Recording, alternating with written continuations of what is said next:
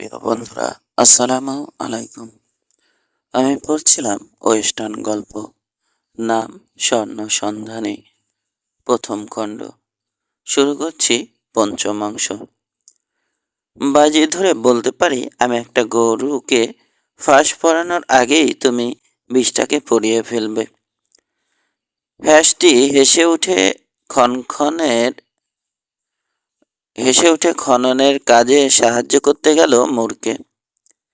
Dennis নিজের অজান্তেই উপকার করলো আমাদের, বলল, এখন প্রশ্ন হচ্ছে কাজটা গায়ের ঝাল ঝাড়তে করেছে নাকি কারো নির্দেশে। সন্ধ্যের মুখে মুখে বাড়ি ফিরে আরেকটি বিষয় আবিষ্কার করলো ওরা। দরজার বাইরে পড়ে থাকা গাছের কাটা গুড়িটা থেকে উঠে দাঁড়ালো ডিউ। কি হে ছেলেরা, চেঁচালো। বাসা খালি, তাই ভাবলাম বাইরে থেকে একটু ঢু মেরে আসি। ওকে ভেতরে নিয়ে গিয়ে বোতল আর গিলাস সাজালো ওরা, কিন্তু মাথা নাড়ল বুড়ো।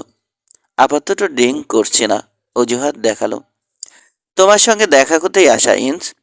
গলা খাদে নেমে ফিসফিসানিতে পরিণত হলো প্রায়।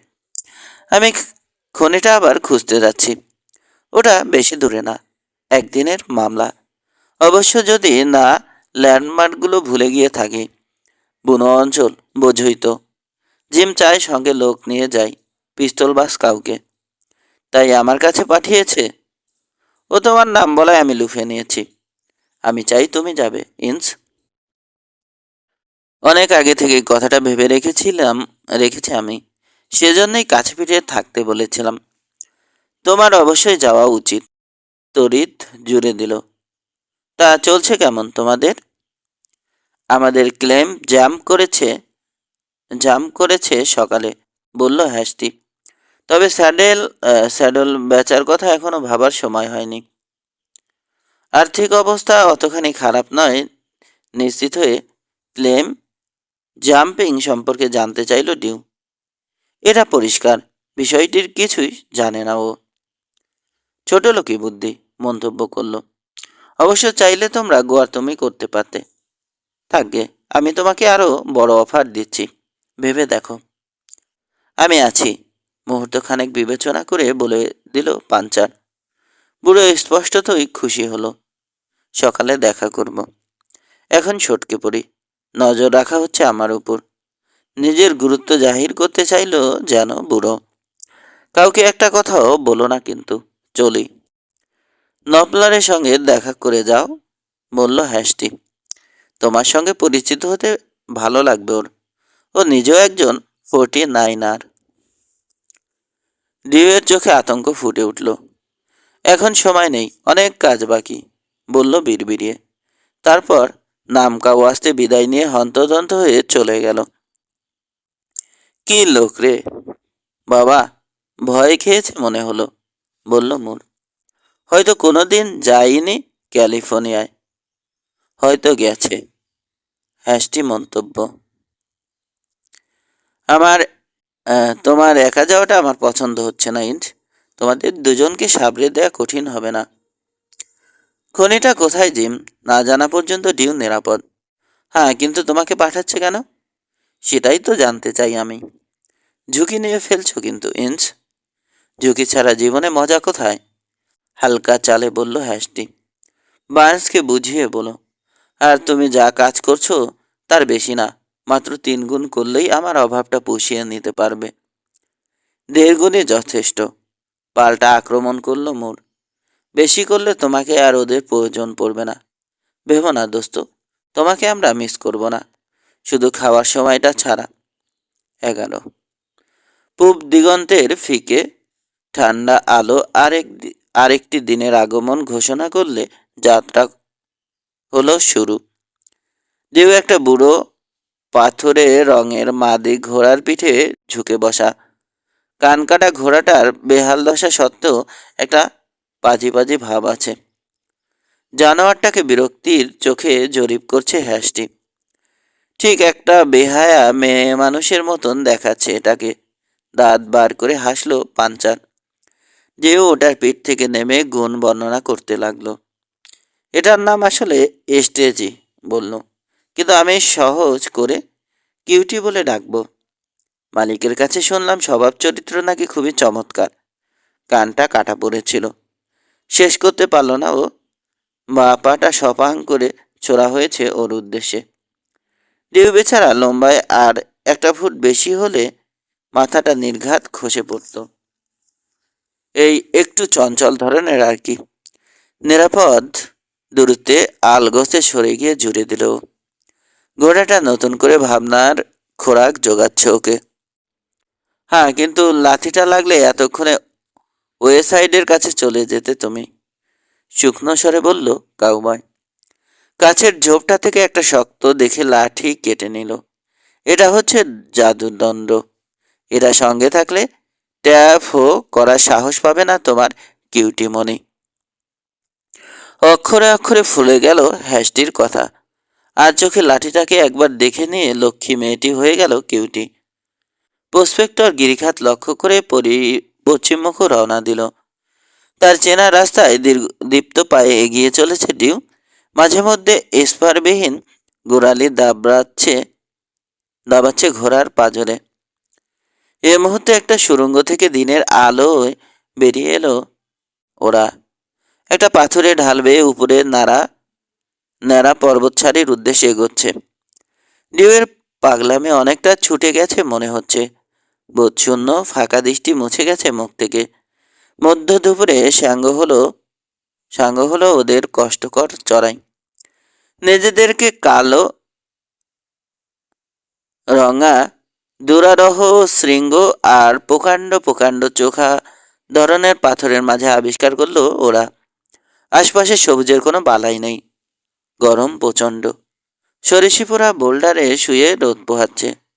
এছাড়া জীবন্ত প্রাণী বলতে অতিকায় একটি র্যাটল চেনেক আর নিঃসঙ্গ একটি ঈগল আকাশে উড়ে বেড়াচ্ছে অচঞ্চল ভঙ্গিতে।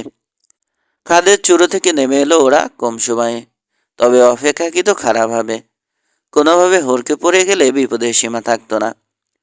পায়ে হেঁটে বেশিরভাগটুকু অতিক্রম করলো ওরা এবং সমতলে পৌঁছে স্বস্তির নিঃশ্বাস ফেলল। বালি আর সেচ ঝোপঝাড়ের ছোট্ট একটা মরুভূমি বলা চলে এই জায়গাটিকে। ওটা পেরিয়ে দ্বিতীয় আরেক সারি পর্বতের সঙ্গে মোলাকাত হলো ওদের।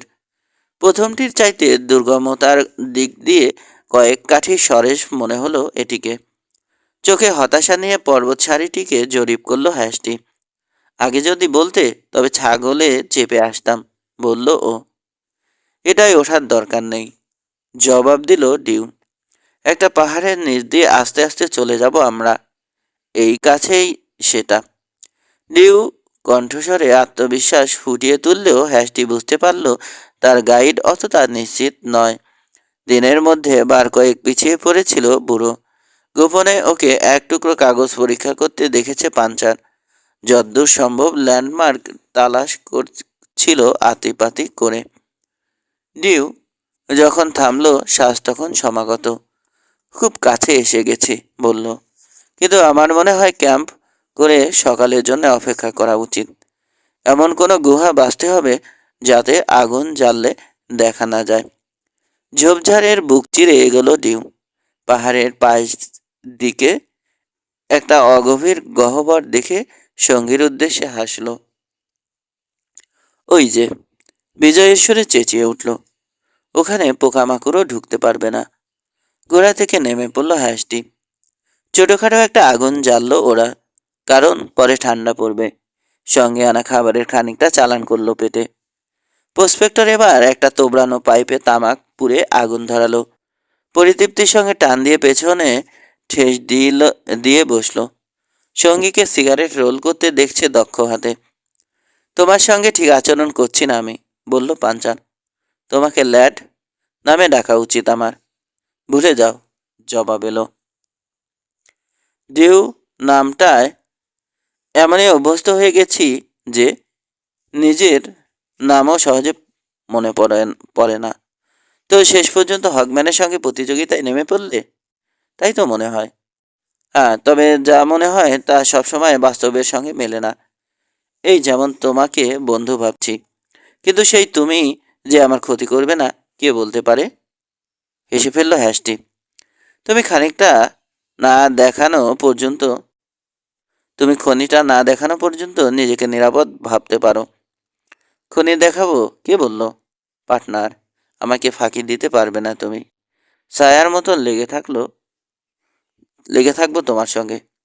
তোমাকে খনির সামনে দিয়ে নিয়ে গেলেও টেরটি পাবে না। আর এমন একটা জায়গা দেখিয়ে দেব যেটার ধারে কাছে খনির চিহ্নও নেই। আবার হেসে উঠল কাউবয়। তুমি বড্ড চালাক, স্বীকার করলো। কিন্তু তুমি যদি জানোই হগম্যানের সঙ্গে প্রতিযোগিতায় নেমেছি, তবে আমাকে নিয়ে এলে কেন? ও বলল তাই? কিছু একটা কারণ তো আছেই। ও তো তোমাকে দু চোখে দেখতে পারে না। খুব দুঃখ পেলাম। মুখখানা গম্ভীর করে বলল হ্যাসটি, তবে চোখে হাসির ঝিলিক। আমার নিজেরও একটু একটু সন্দেহ ছিল। আমাকে ওর আস্থা অর্জন করতে হবে। অবশ্যই, বলল ডিউ। এই একটি মাত্র শব্দে অনেক কিছু ব্যক্ত করলো। আমি বুঝে পাচ্ছি না হকম্যানকে তোমার অত পছন্দ কেন? শান্ত স্বরে বলল হ্যাসটি। পাঞ্চার বুকে অস্ত্র ধরলেও বুঝি এতটা চমকাতো না ডিউ। কে বলেছে? শুরু করেই থেমে গেল। তারপর মুহূর্তের দ্বিধার পর সে রাগ করে বলল, তুমি বুঝে ফেললে কি করে জানি না, ইন্স। ভেবেছিলাম সবাইকে ফাঁকি দিতে পেরেছি। জিমকে শুদ্ধ। গুল্লি মারো ওর। ও আমাকে গাধা ভেবে বসে আছে। মনে করছে লরাকে আমার সামনেই ঠকাবে। মোর ছেলেটা কেমন, ভালো? ও আমার বন্ধু ডিউ। তাতেই চলবে। ওই চাল্লু শয়তানটাকে হারিয়ে দেব আমরা তিনজনে মিলে। আমি এখন ঘুমোবো, সকালে উঠতে হবে। বুড়ো কম্বল মুড়ি দিলে কাউবয় বসে বসে ধোঁয়া ছাড়তে লাগলো আগুনের দিকে চেয়ে। যা যা ঘটেছে এ যাবৎ নেড়েচেড়ে দেখছে মনের মধ্যে। ওর আন্দাজে ছোড়া গুলি ঠিকই লক্ষ্যভেদ করে বসেছে, কিন্তু এখনো জানে না সে কেন ছুঁড়েছে গুলিটা। ডিউয়ের মনোভাব সহজেই ব্যাখ্যা করা যায়। ওর ধারণা হগম্যান ওকে এবং মেয়েটিকে ঠকিয়ে একাই খনিটা হাত করে নেবে। সোনাকে যে দেবতা জ্ঞানে পূজা করে, তার দৃষ্টিতে এর চাইতে মারাত্মক অপরাধ আর কি হতে পারে? হ্যাস্টিও এই আদর্শে বিশ্বাসী। বুড়োকে যা ভেবেছিল আসলে সে যে তা নয় জেনে খুশিই হলো। সকালে রওনা হলে মাদি ঘোড়াটা বেয়ারা হয়ে উঠতে চাইল ফের, কিন্তু সেই জাদুর ডান্ডা ঠান্ডা করে দিল ওটাকে। আগের দিনও ডিউ সুযোগ পেলেই ব্যবহার করেছে জিনিসটাকে, ফলে জানোয়ারটার পাঁজরের যন্ত্রণা এখনো সঙ্গ ছাড়েনি। আস্তে আস্তে আক্কেল হচ্ছে না। স্যাডেলে বসা ডিউ বেচারির বাকি কানটাও বারবার মলে দিচ্ছে মনের সুখে। কুৎসিত মাথাটা পিছিয়ে এনে উপরের ঠোঁট বাঁকা করে বড় বড় হলদেতে দাঁত দেখিয়ে ভয় দেখাতে চাইল ওটা ডিউকে। পারলে চিবিয়ে খাবি আমাকে, তাই না রাক্ষসী? আগেবার। পাহাড়ের পাদদেশের ঘন ঝোপঝাড় মারিয়ে এগিয়ে চলল ওরা।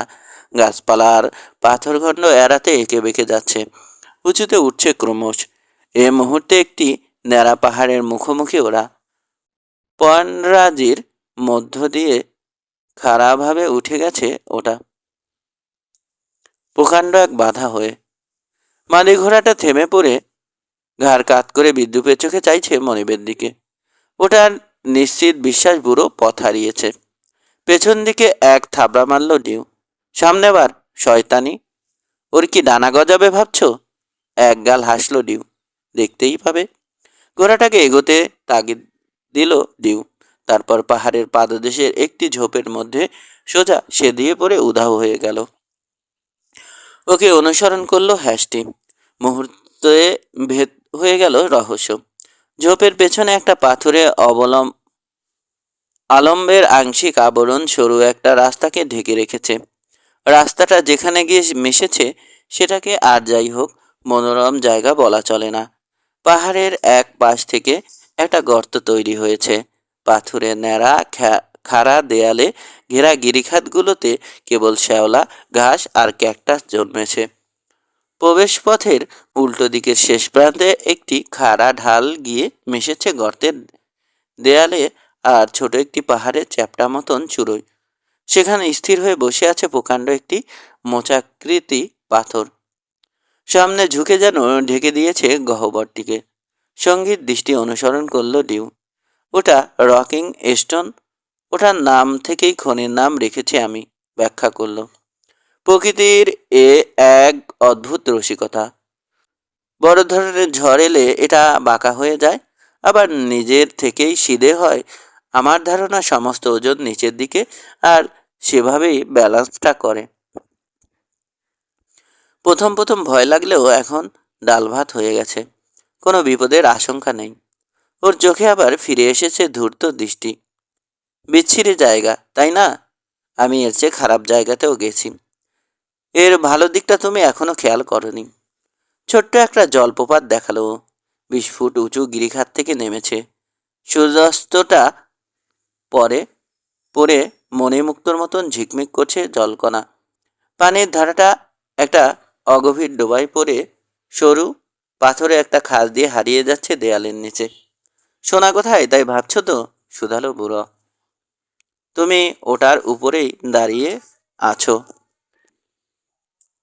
এখানে খনিটার খোঁজ পেয়েছিলাম আমি।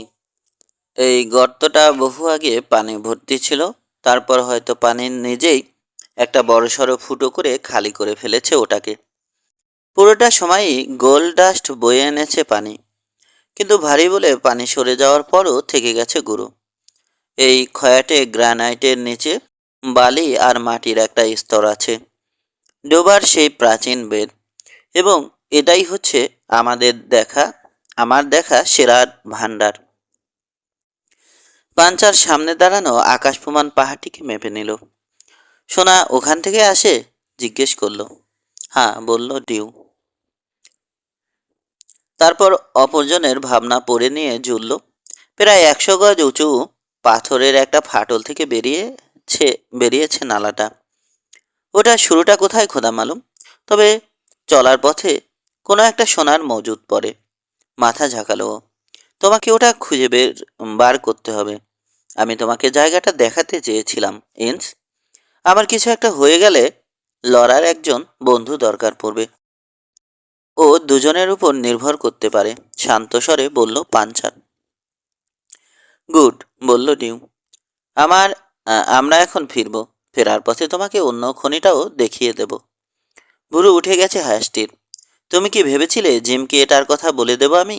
শুধালো বুড়ো। বুঝতে পারছিলাম না, তবে মনে হচ্ছিল বললে ব্যাপারটা মারাত্মক হতে পারে।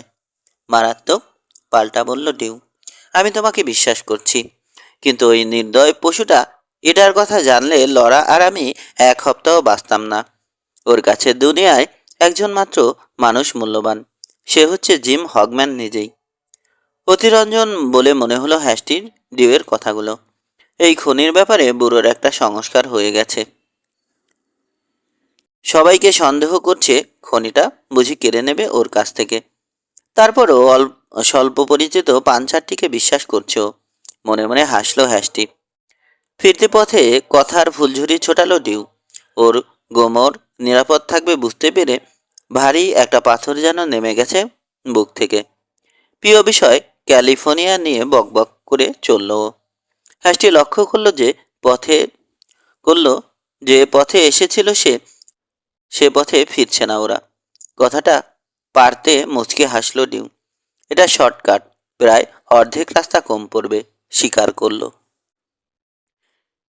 একদিনে কাজটা হয়ে যেতে পারত, কিন্তু সেক্ষেত্রে টেইলের সুযোগ করে দিতাম আমরা। কমাইল পেরোতেই একটা বালিময় অগভীর গিরিখাতে থমকে পড়ল প্রসপেক্টর। অলস গতিতে এটার বুক চিরে বয়ে গেছে একটা ছোট্ট নদী। একটা কাঠের শ্যাকের ধ্বংসাবশেষ এবং জমির নানা স্থলে ক্ষত দেখে বোঝা গেল কোনো এককালে এখানে মানুষের বাস ছিল। এটা সেই আরেকটা? প্রশ্ন করল হ্যাস্টি। শোনা আছে এখানে প্রচুর, জবাব এলো। এই নদীটা রকিং স্টোন থেকে নেমে এসেছে। চুরোর তুষার গলে গলে এত দূর পর্যন্ত ভাসিয়ে আনে ডাস্ট। কিন্তু কেউ যদি উদ্যানে কাজ করে, পাহাড়ি দেয়ালের একটু দূর দিয়ে আসছে এটা। আত্মবিশ্বাসে ভরপুর ডিউ। আমি হঠাৎ করে পেয়ে গিয়েছিলাম। তোমার রাস্তা বার করে নিতে হবে। বুড়োর কথা মতো ফিরতি পথে সময় লাগলো কম, এবং বিকেল নাগাদ ডেড উডে পৌঁছে গেল ওরা। লম্বা রাস্তাটির দিকে যখন এগোচ্ছে দুধারে ফুটপাত রেখে, তখন একজন লোককে চেঁচামেচি আর নানা রকম অঙ্গভঙ্গি করতে করতে ছুটে আসতে দেখতে পেল। সবার আগে একজন গাট্টাগোট্টা রুক্ষ চেহারা মাইনার, হাতে দড়ির কুণ্ডলি, আর তার ঠিক পেছনে পিস্তলবিহীন মুর। দুপাশ থেকে দুজন শক্ত করে ধরে রেখেছে তাকে। ফ্যাকাশে হয়ে রয়েছে ছেলেটির মুখ, নির্বাক। ওকে দেখে জনতার সামনে আড়াআড়ি করে ঘোড়া থামালো হ্যাস্টি। স্যাডল হর্নে লাগাম ফেলে দিয়ে হাত মুক্ত করলো। কি হচ্ছে এসব? গম গম করে উঠল ওর কণ্ঠ। যা হচ্ছে তা ঠেকানোর সাধ্য তোমার নেই। দাড়িওয়ালা খেকিয়ে উঠল, অস্বস্তির ভাব গোপন রইল না। এই ছোকরাকে লম্বা একটা গাছ পেলেই ঝুলিয়ে দেব আমরা। ঝুলিয়ে দেব? গর্জে উঠল সমবেত জনতা। অর্ধবৃত্তাকারে দাঁড়ানো হিংস্র চেহারাগুলো জরিপ করে নিল হ্যাস্টি। বিপজ্জনক লোক এরা, সশস্ত্র, আবেগের বশবর্তী হয়ে ঘটিয়ে বসতে পারে যে কোনো কিছু। স্যাডলের অগ্রভাগে হাত রেখে ধীর কণ্ঠে প্রশ্ন করল, কি করেছে ও? এক লোককে খুন করে তার ডাস্ট কেড়ে নিয়েছে। মিথ্যে কথা ইঞ্চ, আমি ঘটনার ধারে কাছেও ছিলাম না। চেঁচিয়ে উঠে আগে বাড়তে চেষ্টা করলো মোর। চুপ, ওকে ধরে রাখো, একজন গর্জালো। দুজন মিলে টেনে রাখলো পেছনে। পাঞ্চারের শীতল চোখজোড়া স্থির হলো ওদের উপর। ওকে ছেড়ে দাও, আদেশ করলো। ও পালাতে পারবে না। কণ্ঠে উত্তেজনা না থাকলেও হুমকি ছিল। লোক দুটো অস্বস্তির সঙ্গে একটু নড়ে চড়ে নির্দেশ পালন করলো। গুঞ্জন উঠল জনতার মাঝে। একটা হাত ওঠালো হ্যাস্টি। মুর আমার পার্টনার, বলল, তোমরা যা বলছো তা যদি সত্যি হয় তবে ঝুলিয়ে দাও ওকে। আমি আপত্তি করব না, কিন্তু তার আগে প্রমাণ দেখাতে হবে। নেতা লোকটা খোলসা করল। চেরিয়ান নামে এক নিঃসঙ্গ মাইনরকে তার ক্লেমে ছুরি মেরে মানি বেল্ট কেড়ে নেওয়া হয়েছে। বন্দিকে অপরাধ সংগঠনের পরপরই ঘটনাস্থলে দেখা গেছে। বেলটা ওর কাছে পেয়েছো? হ্যাস্টির প্রশ্নে বিদ্রুপাত্মক হাসির রোল উঠল। ওর পক্ষে অবশ্য ক্যাশ করা সম্ভব। কে দেখেছে? পেছন সারি থেকে একটি অনিচ্ছুক লোককে ঠেলে দেওয়া হলো সামনে। রিক সাবেসকে দেখে শুরু হলো হ্যাস্টির চোখ। লোকটা উসখুস করলেও দলে ভারী হওয়ায় সাহস পেয়ে অবজ্ঞার হাসি হাসল পাঞ্চারের উদ্দেশ্যে। হ্যাস্টি পূর্ব পরিচয়ের কোনো লক্ষণ দেখালো না। ওটা যে মোর, তুমি ঠিক দেখেছ? নিশ্চয়, বলল রিক। ও চাপস পরা ছিল। এই এলাকায় ওটা তেমন কেউ পরে না। আমি পড়ি, বলল পাঞ্চার। তাহলে তুমিই হবে হয়তো। বেয়ারা সুরে হেসে উঠল রিক। তার মানে চেহারা দেখনি, চাপসটাই তোমার একমাত্র সম্বল? ধমকে উঠল হ্যাস্টি, এবং ভুলটা বুঝতে পেরে হাসি মুছে গেল লোকটার। ওটা ওই ছিল, গজগজ করে বলল। আমি হলপ করে বলতে পারি। যাক, আমি অন্তত বাঁচলাম। হ্যাস্টির কণ্ঠে শ্লেষ। মুর, ও সময় কোথায় ছিলে তুমি? ক্লেমে কাজ করছিলাম। চেরিয়ানের চেয়ে অনেক দূরে, বলল বন্দি। আমি শহরে এসে পৌঁছতে না পৌঁছতেই এই লোকগুলো আমাকে ঠেসে ধরেছে। কোনো কথা বলার সুযোগই দিচ্ছে না। জনতার ভিড় বৃদ্ধি পাচ্ছে এবং তাদের মাঝে ডেনিসকে চোখে পড়ল হ্যাস্টির। মুরের কথা শেষ হওয়া মাত্র নিজেকে বিতর্কে ছুড়ে দিল। তোমার কোনো ক্লেম নেই, রায় দিল। আর থাকেও যদি, তুমি যে ওখানে ছিলে তার সাক্ষী কই? আমার ক্লেম আছে, এবং 3জন লোকও ছিল আমার সঙ্গে। খেকিয়ে উঠল মোর। কারা তারা? দড়ি দুলিয়ে অধৈর্য কণ্ঠে জিজ্ঞেস করল নেতাটি। জন বার্নস, পিটার রিয়ার্সলে আর টনি অ্যাডামস। রক্তলোলুপ জনতার কাউকে কাউকে সন্দিহান হতে দেখা গেল। নামগুলো এদের পরিচিত। যারা অপেক্ষাকৃত নির্দয়, তারা ফাঁসির দেরি দেখে বিরক্তিতে চেঁচামেচি জুড়ে দিল। ও সময় নষ্ট করছে, লোকগুলো কেউ চেনে না। শিগগিরই ঝোলাও বেটাকে। কুৎসিত গালমন্দ ঝেড়ে হত্যা পিপাসুরা ধেয়ে এলো সামনে, কিন্তু পাঞ্চারের পিস্তল দুটোর মাজল দেখে ফের বাধ্য হলো পিছু হটতে।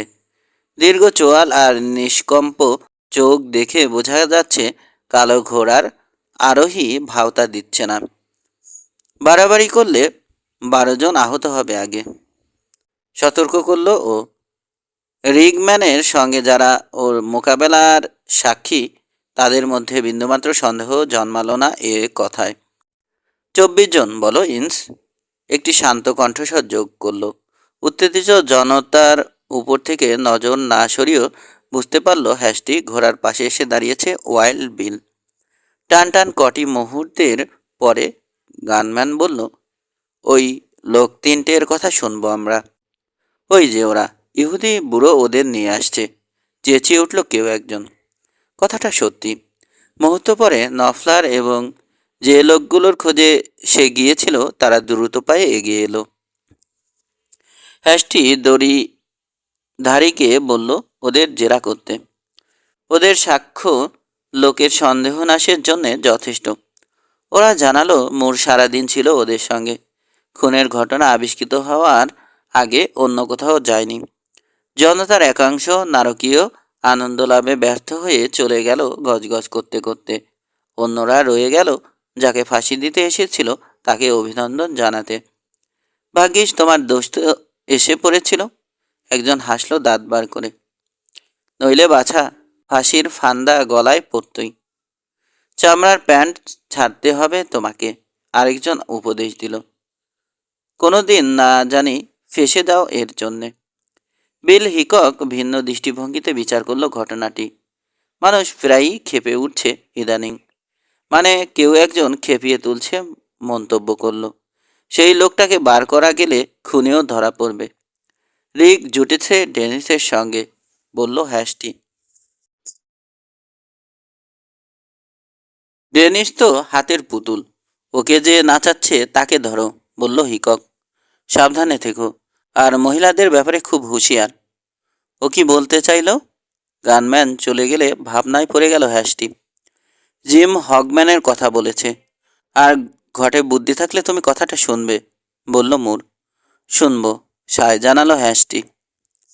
12। সেদিন সন্ধ্যেয় হগম্যানদের বাড়িতে জিম, ক্যাথি আর লরাল্যাড সমবেত হলো প্রসপেক্টরের অভিযানের বয়ান শুনতে।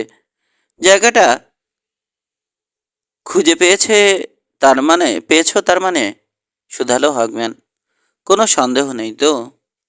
একেবারেই না, বলল নিউ।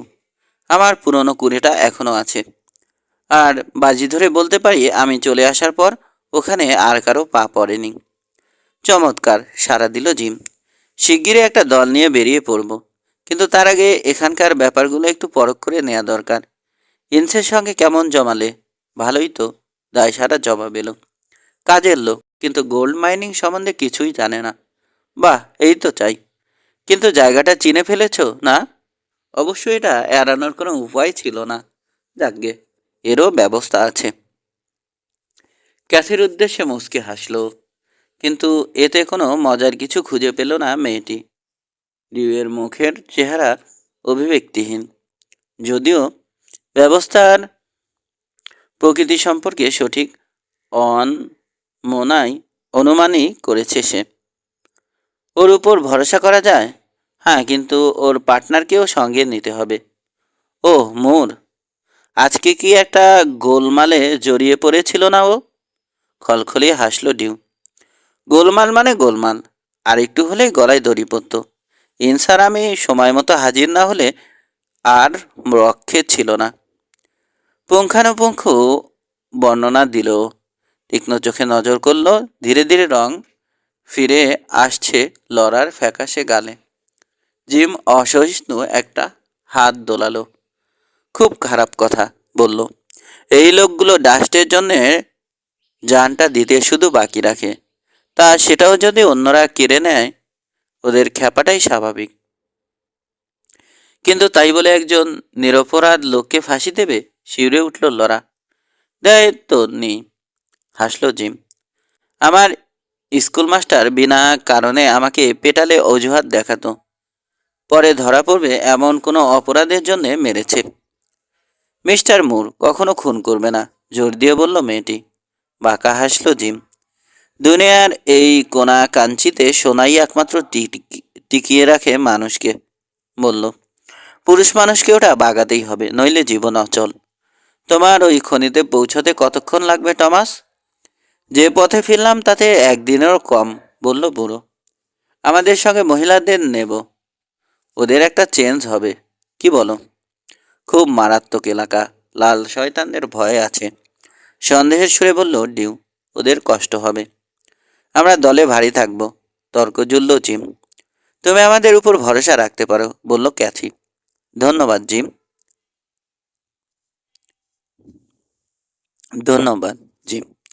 আরও সময় নিয়ে ভাবো, হেসে বলল জিম। চাইলে রয়ে যেতে পারো। প্রশ্নই ওঠে না, খোশ মেজাজে বলে উঠল ক্যাথি। আমি বাবা এখানে থাকছি না। এমন সুযোগ বারবার আসে না। ভেবে দেখো লরা, রাইডিং, হান্টিং, সোনার খোঁজ সবই একসাথে। তোমার মূল কাজ হবে কিন্তু রান্না করা। ঠাট্টার সুর জিমের কণ্ঠে। দুঃখিত, কর্কশ্বরে বলল ক্যাথি। ওটা পারবো না। পরে নিজের ঘরে লরা ল্যাড আবারও জিম হগম্যানের প্রতি তার অনুভূতির বিশ্লেষণ করতে বসল। সুদর্শন, সুবেশ এবং আপাতত দৃষ্টিতে মার্জিত। রুচিসম্মত লোকটি ডেডুডের সংস্কৃতিহীন। সাধারণ পোশাকের জনগোষ্ঠীর চাইতে সম্পূর্ণ ভিন্ন। এখানকার লোকেরা সারাটা দিন মাটি খোঁড়ে আর রাতে মদে চুর হয়ে যা কামিয়েছে সব উড়িয়ে দেয়। এখানে যদিও বেশ কিছু ভদ্র কর্মঠ নাগরিক রয়েছে, কিন্তু তাদের সঙ্গে পরিচয় হয়নি লড়ার। ফলে ওর চোখে জিমের যে অবস্থান, তার হেরফের হয়নি কোনো। যে লোকটির প্রতি আকৃষ্ট হবে সে লোকটির প্রতি আকৃষ্ট হবে, এটাই স্বাভাবিক। যদিও কিছু সন্দেহ রয়েছে ওর মনে।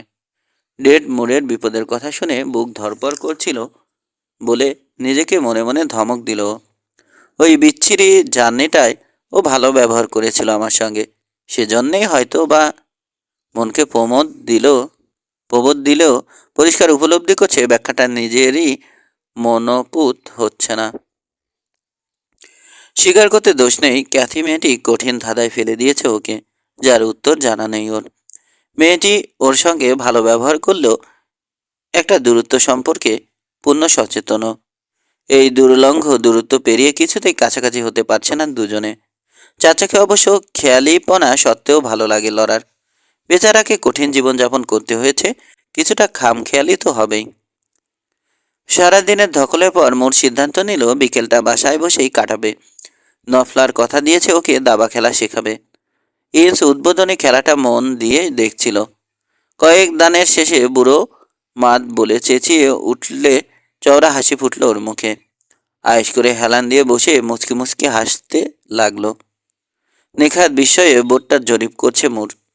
আমার রাজাকে কোন ঠাসা করেছে তোমার রানী। রাজা তোমার রানীকে খেলে দূর থেকে নৌকা মাত করে বসে থাকবে। তার মানে আমার হাত পা বাঁধা। জ্যাক রবিনসন বলতো এটা নাকি খুব স্লো খেলা। ও তো তোমাকে খেলতে দেখেনি। নতুনদের জন্য এটা ছোট্ট একটা ফাঁদ, স্বীকার করলো নফলার। বুড়ো দিয়ে আমার রানীকে ভয় দেখালে বাঁচতে পারতে তুমি। ওটাকে খোয়ানো চলে না। ওটাই সবচেয়ে দামি কিনা। রাজা শুধু আরাম করে আর রানী শুদ্ধ সবগুলো খেটে মরে, বলল মোর। এই খেলা যে আবিষ্কার করেছে রাজরা সম্বন্ধে তার ভালো ধারণা ছিল না। এটা সবচাইতে প্রাচীন খেলা, বলল নফলার। হিন্দুস্থানে এর জন্ম। হ্যাসটি বেরিয়ে পড়ল। পায়ে হেঁটে রওনা হলো পাড়ির উদ্দেশ্যে। টিগান তিরস্কারের ভঙ্গিতে মাথা নেড়ে অভিবাদন জানালো ওকে। মাই ফ্রেন্ড, বলল। তোমাকে একা দেখে খুশি হতে পারলাম না। মোর দাবা শিখছে নফলারের কাছে।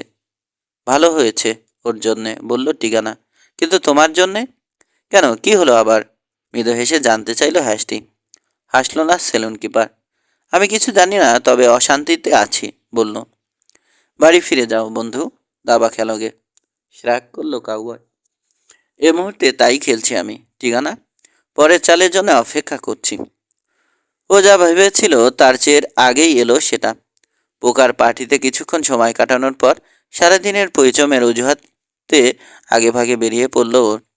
মাঝরাত হলেও ডেডুডের জন্যে সবে সন্ধে। সেলুনগুলো সরগরম, চারদিকে হই হুল্লোড় চলছে। জানালার ফাঁক গলে ঠিকরে আসা আলো সুবিধে করে দিচ্ছে লোকজনকে পথ চলতে।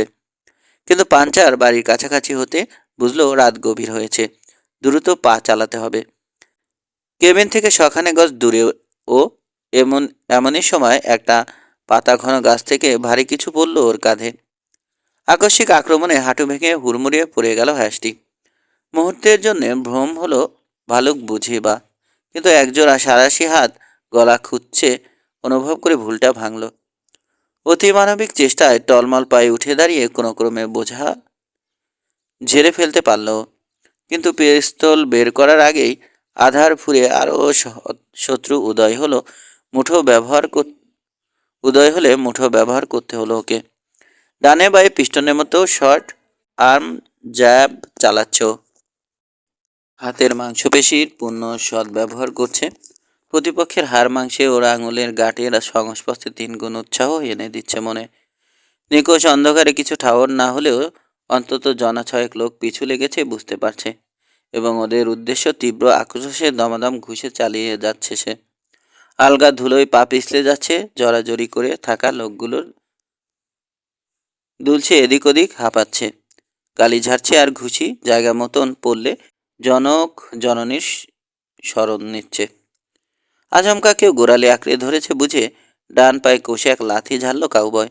হাউমাউ করে একজনকে আত্মচিৎকার ছাড়তে শুনে নিশ্চিত হলো লক্ষ্যভেদ করেছে, কিন্তু এই সাফল্যটার জন্যে উচ্চ মূল্য দিতে হলো ওকে। ভারসাম্য হারিয়ে মাটিতে পড়ে গেল। আক্রমণকারীদের কেউ কেউ ওর গায়ের উপর হুমড়ি খেয়ে পড়লেও লড়াই তখনও শেষ হয়নি। ক্লান্ত অবসন্ন কাউবয় শরীরময় যন্ত্রণা সত্ত্বেও সাধ্যমতো লড়ে যেতে লাগলো। ঘুষি লাথি চালিয়ে শরীর মুছে সারাতে চেষ্টা করছে নিজেকে, কিন্তু মাথায় প্রচণ্ড একটা ঘুষি পড়তেই সব অন্ধকার। জ্ঞান ফিরতে রোদের ছটা চোখে পড়ল। একটা ঘেঁষো গ্লেডে পাইন গাছের জটলায় শুয়ে রয়েছে সে।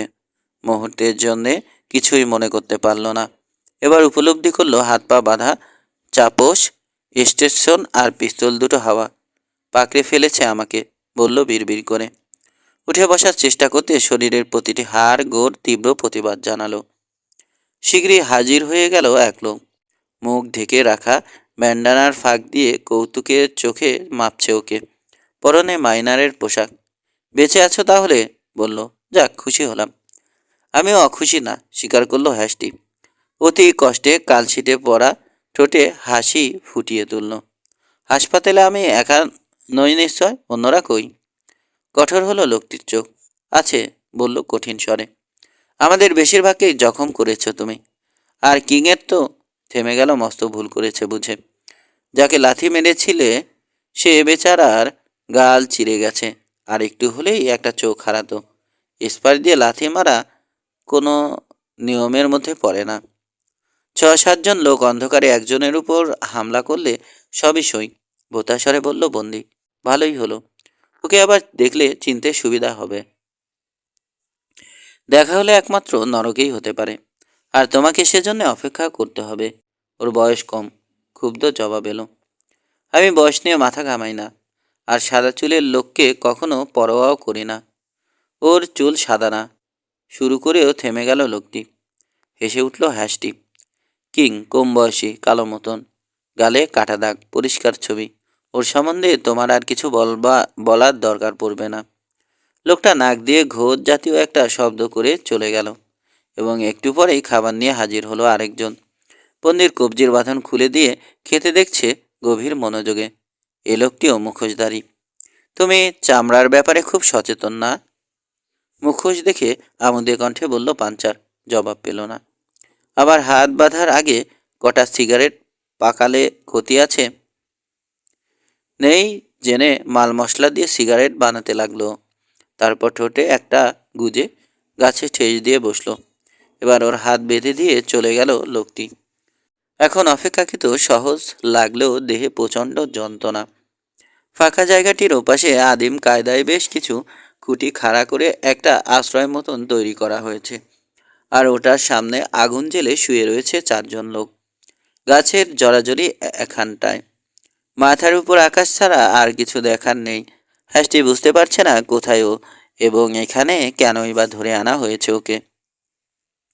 পরের প্রশ্নটির উত্তর শীঘ্রই জানা হয়ে গেল ওর।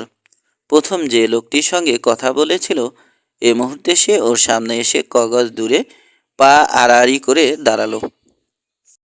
এখন একটু গল্পগুজব করা যেতে পারে, আরম্ভ করলো। তোমাকে এখানে কেন নিয়ে আসা হয়েছে তাই ভাবছো তো? প্রকৃতির সৌন্দর্য দেখছিলাম, বলল বন্দি। তুমি দিলে সব গুবলেট করে। চালবাজি করে লাভ হবে না হ্যাস্টি, তুমি এখন আমাদের হাতে। আমাদেরকে তোমার ল্যাডের খনিতে নিয়ে যেতে হবে। বিস্ময় ফুটে উঠল কাউবয়ের মুখের চেহারায়। এই কথা, তার মানে গোপনে গেলেও চোখ রাখা হয়েছিল ওদের উপর, এবং ডিউয়ের বড় বড় বুলির ফলে যথেষ্ট গুরুত্ব দেয়া হয়েছে অভিযানটিকে। হগম্যান নয়, অন্য কেউ খেলছে এ খেলা। চমৎকার জায়গা বেছেছো তোমরা, খোশমেজাজে বলল। ধন্যবাদ।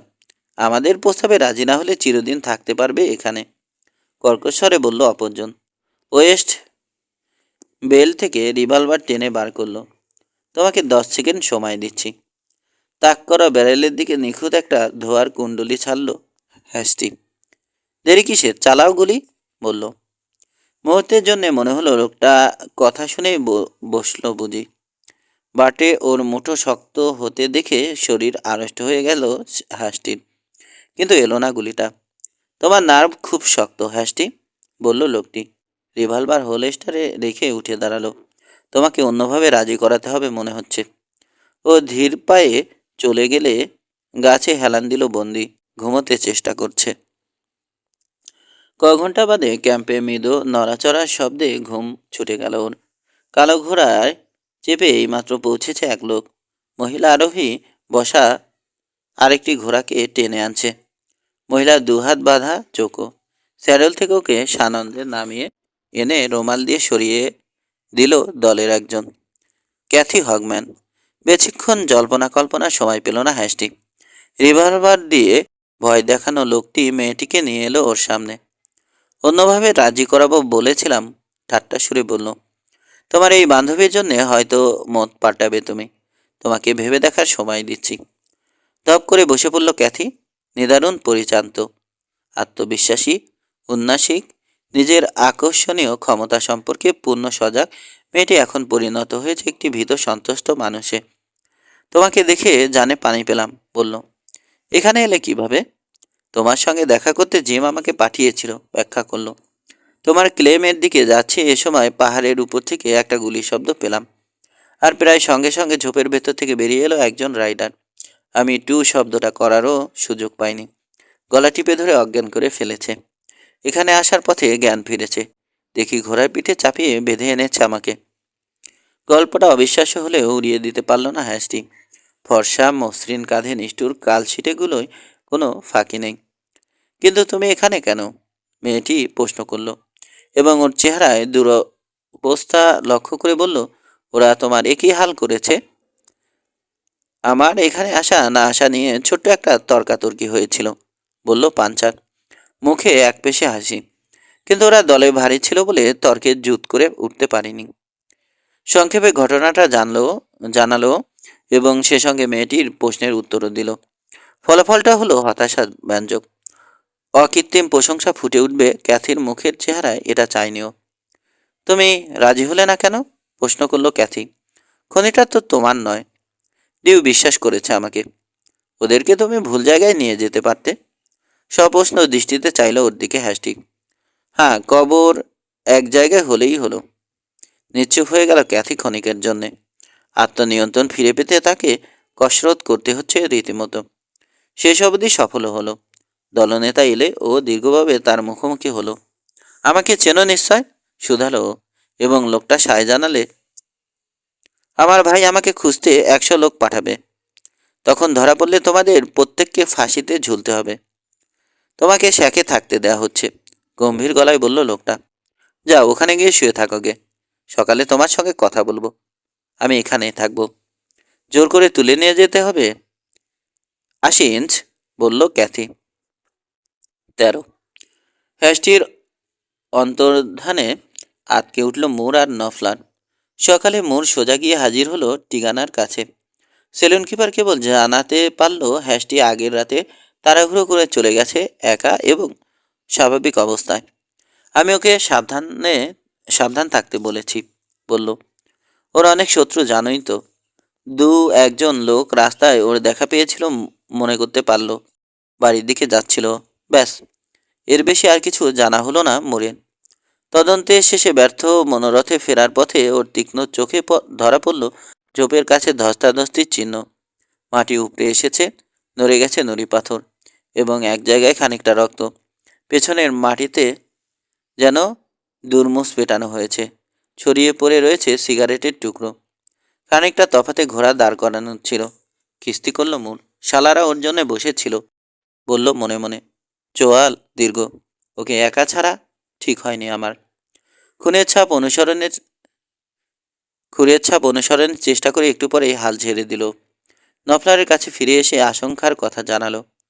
ও ইচ্ছে করে যায়নি, চিহ্নগুলো দেখে বুঝেছি, রায় দিল। আর সিলভারকে রেখে ওভাবে ও কখনোই যাবে না। আমাদের অপেক্ষা করা ছাড়া উপায় নেই, বলল বৃদ্ধ। তোমার বন্ধুর উপর পুরো আস্থা আছে আমার। যে কোনো বিপদ কেটে বেরিয়ে আসবে ও। কিন্তু দুদিন পরেও বন্ধুর কোনো খোঁজ পাওয়া গেল না। এবং তারপর একটা সংবাদে আতঙ্কিত হয়ে উঠল মোর। বাড়িতে তখনও টিগানা আর হিককের সঙ্গে কথা বলছে। এ সময় এক আদমাতাল মাইনার গায়ে পড়ে এসে বিদ্রুপের সুরে বলল, বন্ধুর জন্য এখনো দুঃখ করছো? বলে দিই, ওর জন্য আর ভাবতে হবে না তোমাকে। ওই কুত্তাটা আশপাশে ঘাপটে মেরে থেকে আমাদের লোককে খুন করে ডাস্ট কেড়ে নিচ্ছে। কি এবার বন্ধুর চিন্তা গেল তো? মুহূর্তের জন্য বোকা বনে গেল কাউবয়। কিন্তু তারপর পরই কথাগুলো মর্মে গিয়ে আঘাত করলো ওর, এবং তড়িৎ প্রতিক্রিয়া হলো। বিদ্যুৎ চমকের মতন বা হাতের ঘুষিটা গিয়ে লাগলো মাইনারের মুখে এবং মেঝেতে ছিটকে পড়ে গেল। গালি এবং রক্ত সমানে বেরোচ্ছে ফাটা ঠোঁট থেকে। উঠতে গিয়ে দেখলো মোড়ের পিস্তল ওর দিকে তাক করা। শালা মিথ্যুক কোথাকার, দাঁতের দাঁত পিষে বলল ছেলেটি। ক্রোধে মুখের রক্ত সরে গেছে। ঘুষি খেয়ে আর পিস্তলের হুমকিতে অনেকখানি সংযত হয়ে এসেছে লোকটি। লোকে যা বলছে তাই বললাম, মুখখানা বেজার করে বলল। মোড়ের বাহুতে একটা হাত রাখলো হিকক। ও কি বলে আমাদের শোনা দরকার, বলল। উঠে দাঁড়ালো লোকটি। দুদিন আগে একজন মাইনার গুলি খেয়ে মরেছে, আর ঠিক তার আগে আগে কালো ঘোড়ায় চড়া একজন লোককে দেখা গেছে, লেগিং আর 2 গ্যালন হ্যাট পরা, বলল। আজকে বিকেলে আরেকজন খুন হয়েছে, কিন্তু মরার আগে ও হ্যাস্টির নাম বলে গেছে। তুমি খোঁজ নিয়ে দেখতে পারো মিস্টার, আমার কথা ঠিক কিনা। আমার বন্ধু খুনি না, গর্জে উঠল মোর। আমি চিনি ওকে। তা চিনতে পারো, কিন্তু এ শহরের অনেকে চেনে না। আর বলে দিচ্ছি, ওকে ধরতে পারলে ঠিকই লটকে দেওয়া হবে। ও লেগিং পরে এবং কালো ঘোড়া চালায়। সিলভার সেই সেদিন থেকেই পড়ে আছে নফলারের করালে, জানালো মোর। লোককে ধোকা দেওয়ার ফন্দি, আর কিছু না, বাতলে দিল জনৈক চোতা। কিন্তু হিককের চোখের দৃষ্টি লক্ষ্য করে গুটি গুটি এগোলো দরজার উদ্দেশ্যে। ইন্সকে আমিও চিনি, জোরালো গলায় বলল হিকক। কাপুরুষের মতন কাজ ওর দ্বারা হবে না। এই ঘোষণায় জবনিকাপাত হলো পাড়ির আলোচনায়। কিন্তু অন্যান্য সেলুনগুলোয় উত্তপ্ত তর্ক বিতর্কের পর হ্যাশটিকে ইতিমধ্যেই অপরাধী সাব্যস্ত করে সাজা দেওয়া হয়ে গেল। অন্য যে বিষয়টি যুক্ত হলো এ আলোচনায় সেটি হচ্ছে মিস হকম্যানের অন্তর্ধান। জিম প্রথমটায় ওর অনুপস্থিতি মেনে নিয়েছিল বোদ্ধার হাসি হেসে। ক্যাথি নিজেরটা ভালোই বোঝে। কিন্তু দ্বিতীয় দিন পেরিয়ে গেল এবং ইঞ্চের যখন খোঁজ নেই তখন অস্বস্তিতে পড়ে গেল। তল্লাট চষে ফেলার জন্য লোক পাঠালো। বিনা খবরে ফিরে এলো তারা। ওরা হয়তো পালিয়ে বিয়ে করেছে, বাতলালো ডিউ। চোখ ঝলসে উঠল, মুখে হাসি ফুটিয়ে তুলল জিম। মাসে $40 ক্যাথির জুতোর দামও হবে না, বলল। তবে এটা ঠিক, ইন্স তোমার খনিটা কোথায় জানে। মুহূর্তের জন্য ব্রুকে সন্তুষ্ট দেখালেও কঠোর ভঙ্গিতে জবাব দিল, ইন্স অমন কাজ করতে পারে না, ও খাঁটি লোক। শহরের লোকে যা বলছে তাতে কিছু শয়তানও ওর চাইতে খাঁটি। তখন পাত্তা না দিলেও ডিবের অনুমানটা কিন্তু এখন ভাবাচ্ছে জিমকে। একাকী ঘরে পায়চারি করছে ও। সবটা ব্যাপার ভেবেচিন্তে কুঁচকে উঠেছে ওর ভুরু। ক্যাথি যা লোভী স্বভাব তাতে মনে মনে স্বীকার করলো কাণ্ডটা ঘটিয়েও বসতে পারে। সাহস পাবে না, বিড়বিড়িয়ে বলল, জানে নিজেকেই ঠকাচ্ছে। ওদিকে কিডন্যাপিংয়ের তাঁবুতে সময় নিয়ে খেলা করছে বন্দিরা।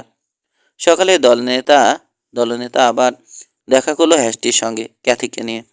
রাতের বিশ্রাম, কাছের ঝর্ণায় স্নান এবং চুল আর পোশাকের আলতো যত্ন অন্য মানুষে পরিণত করেছে মেয়েটিকে। বন্দির সঙ্গীকে ও সহাস্যে অভিবাদন জানালে গ্রেপ্তারকারীর চোখে সপ্রশংস দৃষ্টি ফুটে উঠতে দেখা গেল। কিন্তু লোকটি যখন কথা বলল তখন কণ্ঠ রীতিমতো কঠিন। নতুন কিছু ভাবলে? না, মাথায় কিছু খেলছে না, বলল হ্যাস্টি। আমার দোস্তের ভাষায় তুমি চালমাত হয়ে বসে আছো। আমাকে খুন করলে তোমার উদ্দেশ্য হাসিল হবে না, বাঁচিয়ে রাখলেও অবশ্য তাই। আমি অতটা নিশ্চিত হতে পারছি না। লোকের মুখ খোলানোর বহু রাস্তা আছে, তবে চেষ্টা করে দেখো। দেখব, তারপর দেখা যাবে কত ধানে কত চাল। যা করার বুঝে শুনে করো, কেমন? সুর করে বলল হ্যাস্টি।